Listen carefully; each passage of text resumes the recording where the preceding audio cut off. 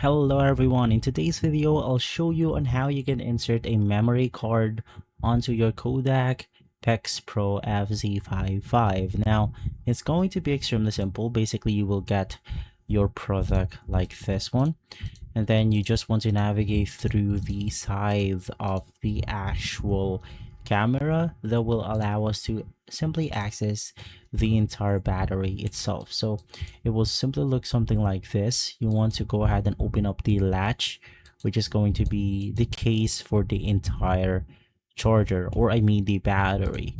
Now inside this section you can go ahead and see the micro SD slot beside or below the entire battery itself, which is going to be this one.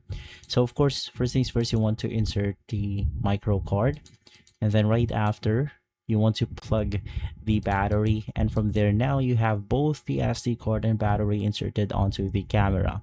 Now if you're doing this, you want to make sure that your camera is entirely turned off, and before you insert the SD card, make sure that you remove the battery first. And so guys, if this video has been helpful, leave a like, subscribe, and follow us for more videos like this. Thanks for watching.